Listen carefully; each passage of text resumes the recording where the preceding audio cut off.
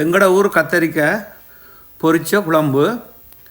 எங்களுக்கு இங்கே வந்து வெளிநாடுகளில் வந்து அவ்வளோ சீக்கிரம் கிடைக்காது. இந்த மாதிரி கிடைக்கும்போது அதை பயன்படுத்தி கொள்ளணும். அதை தான் இப்போ செய்ய போகிறேன். பொரிச்சு குழம்பு வைக்க போகிறேன். எங்களோட ஊர் கத்தரிக்காய். வாங்க பார்க்கலாம்.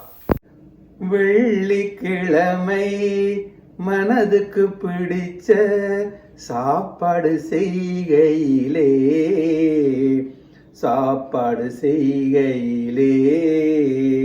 உள்ளம் உருகும் மனசும் நிறையும் செய்து பார்த்திடலாம்.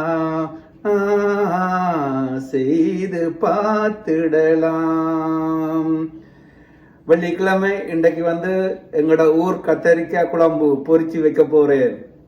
வாங்க பார்க்கலாம். வணக்கம், இது ரத்னம் கிச்சன் என்டர்டைன்மெண்ட். நான் உங்கள் கரண். எல்லாரும் எப்படி இருக்கிறீங்க? இன்றைக்கு வெள்ளிக்கிழமை கத்தரிக்காய் பொரிச்சு குழம்பு வைக்கலாம்னு இருக்கிறேன்.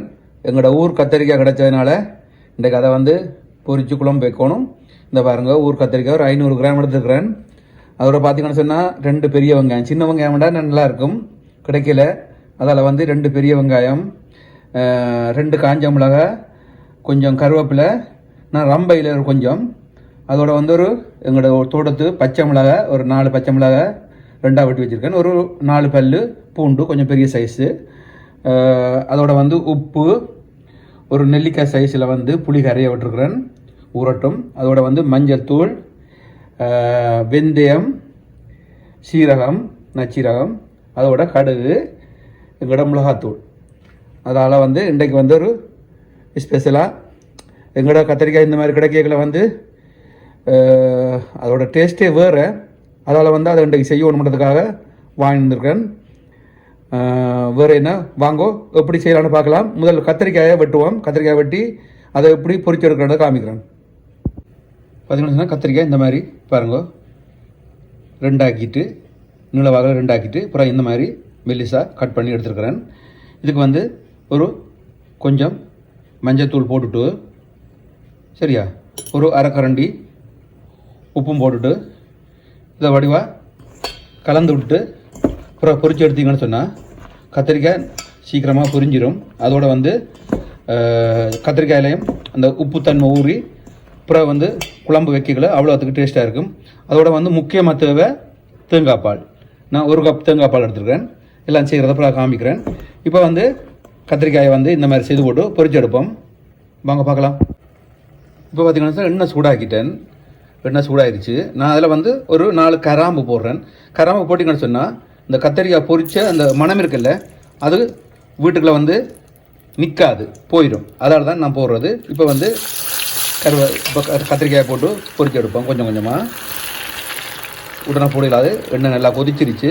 அதனால் வந்து கொஞ்சம் எண்ணெய் அடங்க கொஞ்சம் போட்டுவிட்டா கத்திரிக்காயை நான் 2 தரம் பொரிச்சு எடுக்க போகிறேன். எல்லாத்தையும் பொரிச்சு எடுத்து போட்டு காமிக்கிறேன்.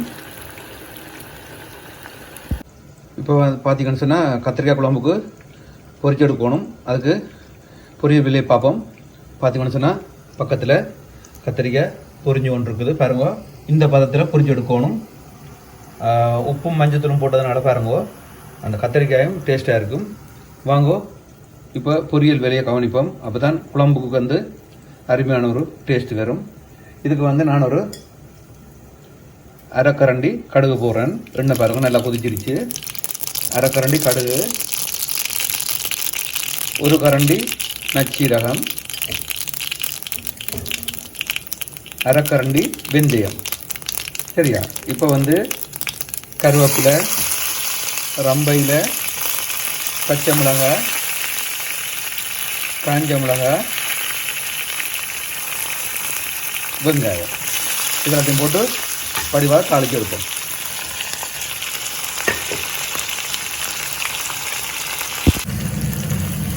இப்போ பார்த்தீங்கன்னா இந்த மாதிரி வதங்கி கொண்டிருக்கையில் வந்து நான் உப்பு எப்போவுமே வந்து முதலே போட்டுருவேன்னு என்ன சொன்னால் வெங்காயம் நல்லா வதங்கி வரும், டேஸ்ட்டாகவும் இருக்கும். அதனால் வந்து நான் இப்போ வந்து இந்த சின்ன கரண்டியால் ஒரு 1.5 கரண்டி உப்பு போடுறேன். ஏன்னு சொன்னால் கத்திரிக்காய்க்கு ஏற்கனவே கொஞ்சம் உப்பு போட்டதுனால 1.5 கரண்டி போடுறேன். தேவையானுச்சுன்னா அப்புறம் பார்த்து போடலாம். இப்போ இதை வந்து நல்லா வதங்கி எடுக்கணும். ஒரு 90% வதங்கி வரணும். அதுக்கு பிறகு தான் பூண்டை போடணும். புள்ளி போடுறது பிறகு தான். இப்போ இதை நல்லா வதங்கி வரட்டும். இப்போ பார்த்தீங்கன்னு சொன்னால் இந்த மாதிரி வெங்காயம் எல்லாம் வடிவாக வதங்கி வந்த பிறகு இப்போ வந்து பூண்டை போடுவோம். பூண்டை போட்டுட்டு ஒரு கிளறி போட்டு மஞ்சள் தூளையும் மிளகாத்தூளையும் போடலாம். பூண்டை வந்து இந்த மாதிரி, ஏன்னா பூண்டு அப்புறம் கொஞ்சம் கொஞ்சமாக வதங்கி வேற அந்த கத்திரிக்காயோட சேரைகளை அவ்வளோத்துக்கு டேஸ்ட்டாக இருக்கும். இந்த மாதிரி ஒரு கிளறி போட்டு இப்போ மஞ்சள் தூளையும் மிளகாத்தூளையும் போடுவோம். இப்போ பார்த்தீங்கன்னு சொன்னால் இப்போ பூண்டும் பாருங்கள் வதங்கி வருது.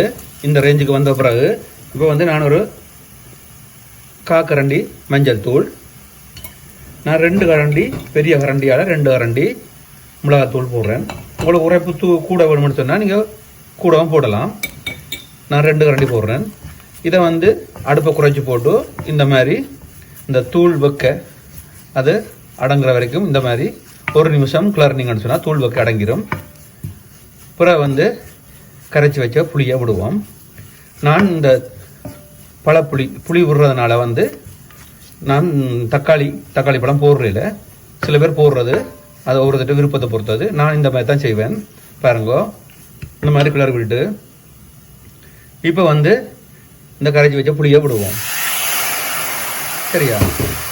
புளியை விட்டுட்டு வடிவா எல்லாம் சேர்ற மாதிரி இந்த மாதிரி கிளறுவோம். நான் அதே அளவு தண்ணி இதோட சேர்த்து கலக்க போகிறோம். இப்போ பார்த்தீங்கன்னு சொன்னால் நான் அதே அளவு தண்ணி விட்டுட்டு ஒரு நிமிஷம் கொதிச்சு வரட்டும். இப்போ கொஞ்சம் அடுப்பை கொஞ்சம் கூட்டி விடுங்க. அப்போ நல்லா கொதிச்சு வரும். புளியோட அந்த புளியோட தன்மையும் இந்த மிளகாத்தூளோட தன்மையும் சேர்ந்து நல்லா வரும். ஒரு நிமிஷம் கொதிக்கட்டும். அடுப்பை நல்லா கூட்டி விடுங்க. இப்போ பார்த்தீங்கன்னா 1 நிமிஷம் ஆச்சு. பாருங்க என்ன மாதிரி கொதிச்சு வந்திருக்கு. அந்த எண்ணெயும் பேந்து வந்துருச்சு. புளியோட வாசம் வருது. இப்போ வந்து பொரிச்சு வச்ச கத்திரிக்காய் போடுவோம். பாருங்க எப்படி இருக்குன்னு சொல்லி. எங்களோட ஊர் கத்திரிக்காய் அது எங்களுக்கு கிடைச்சாலே ஒரு பெரிய விஷயம். வெளிநாடுகளில் இந்த மாதிரி நாங்கள் தூர இருக்கையில் வந்து இந்த மாதிரி கிடைக்கிறன்றது ஒரு பெரிய விஷயம். அப்போ கிடைக்கும்போது அதை வந்து நாங்கள் பயன்படுத்தி கொள்ளணும். அதான் சொல்லுவார்ல, காற்றில் போதே தூட்டி கொள்ளணும். அந்த மாதிரி பாருங்க விட்ட தண்ணி எல்லாம் எப்படி போயிடுச்சுன்னு சொல்லி இந்த மாதிரி ஒரு நிமிஷம் நீங்கள் கிளறணும். அடுப்பை கொஞ்சம் குறைச்சி விடுங்க. இப்போ ஒரு மிதமான சூட்டில் விடுங்க. 1 நிமிஷம் இந்த மாதிரி இருக்கட்டும். அதுக்கு பிறகு நாங்கள் வந்து தேங்காய் பாலை விடுவோம். இப்போ பார்த்தீங்கன்னு சொன்னால் 1 நிமிஷம் ஆச்சு. பாருங்கள் எப்படி இருக்கணும். கத்திரிக்காய் பொரிச்ச குழம்பு சூப்பராக இருக்கும். இப்போ வந்து நான் தேங்காய் பாலை விடுறேன். தேங்காய் பாலை விட்டுட்டு அதை வடிவாக கிளறி விடுங்கோ. கிளறி போட்டு ஒரு நிமிஷம் கொதிச்சு வரட்டும். மூட தேவையில் இந்த மாதிரியே கொதிச்சு வரட்டும். அடுப்பை வந்து மிதமான சூட்டில் விடுங்கோ. நல்ல சூட்டில் விட வேண்டாம். அருமையான எங்கள் ஊர் பொரிச்ச கத்திரிக்காய் குழம்பு ரெடி ஆயிரும். இப்போ பார்த்தீங்கன்னு சொன்னால் 1 நிமிஷம் ஆச்சு. பாருங்க தேங்காய் பாலெல்லாம் இந்த கத்திரிக்காய் பொரிச்ச குழம்போட சேர்ந்து எப்படி இருக்கு பார்த்தீங்களா? இந்த மாதிரி வந்துருச்சு. இப்போ வந்து ஒரு கிணத்துல எடுத்து போட்டு காமிக்கிறேன். வெள்ளிக்கிழமையில் வந்து பெரும்பாலும் நாங்கள் இந்த கத்திரிக்காய் குழம்பு பெரும்பாலும் செய்கிறது. இன்றைக்கு வந்து எங்களோட ஊர் கத்திரிக்காய் கிடைச்சதுனால சந்தோஷமாக இந்த மாதிரி செய்திருக்கு. வாங்க ஒரு கிணத்துல மாற்றி போட்டு காமிக்கிறேன். இப்போ பார்த்தீங்கன்னு சொன்னால் ஒரு அருமையான எங்களோட ஊர் கத்திரிக்காய் பொரிச்சு குழம்பு வச்சது எப்படி இருக்குன்னு நீங்களே பாருங்க எண்ணெய் பேர்ந்து அவ்வளோத்துக்கு சூப்பராக இருக்கும். இன்றைக்கு வெள்ளிக்கிழமைன்றதுனால வந்து எங்களோட வீட்டை பருப்பு கறி, கீரை அதோட வந்து கத்திரிக்காய் பொரிச்ச குழம்பு, அப்பளம், மிளகாய் எப்படி இருக்கும்? சூப்பராக இருக்குது. இந்த மாதிரி செய்து பாருங்க. உங்களுக்கே வித்தியாசம் தெரியும். வித்தியாசமான டேஸ்ட்டு தெரியும். வேறு என்ன உங்களுக்கு பிடிக்கும்னு நினைக்கிறேன். பிடிச்சிருந்தா லைக் பண்ணுங்க, ஷேர் பண்ணுங்க, சப்ஸ்கிரைப் பண்ணுங்க. மீண்டும் இன்னொரு அருமையான வீடியோவில் சந்திக்கிறேனே. பாய்.